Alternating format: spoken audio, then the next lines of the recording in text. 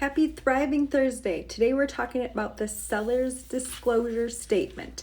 This fun little, and I mean little, look at this font size, paper every seller needs to fill this out when they sell a residential property.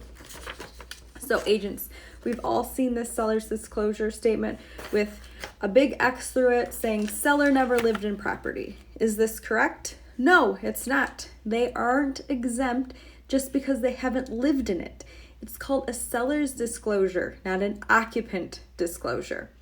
So the Seller Disclosure Act exempts transfers by a non-occupant fiduciary in the course of the administration of a trust, or transfers made to a spouse, parents, grandparent, child, or grandchild. What? Let's go over some examples.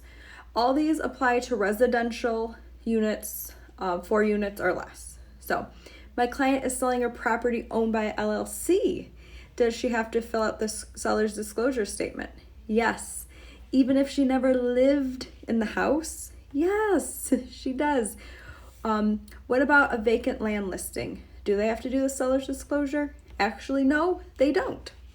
What about a bank-owned property? Do they have to fill out the seller's disclosure? No. One of the few times I'm going to say no.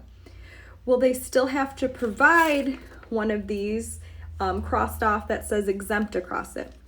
No, they don't have to provide the form at all. How about sellers that have leased out a property the whole time they owned it, but they never lived in it? Yes, they must fill out the seller's disclosure. Now this is a good one. So a widow put her home in a trust and named her 2 children as successor trustees.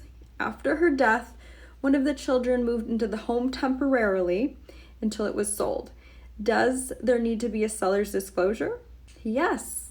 The trustee who is residing in the home must complete the seller's disclosure because remember, only non-occupant fiduciaries are exempt under the Seller's Disclosure Act. So one more important bonus question.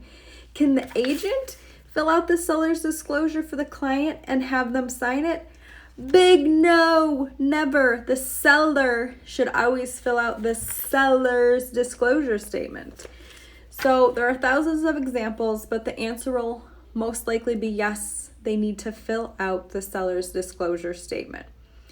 As my first broker told me, if you are the owner of the home, you have knowledge about the home, so you can fill out the seller's disclosure statement. So as the weather begins to cool off, remember to practice kindness out there. I hope you're having a wonderful, thriving Thursday and have a great weekend.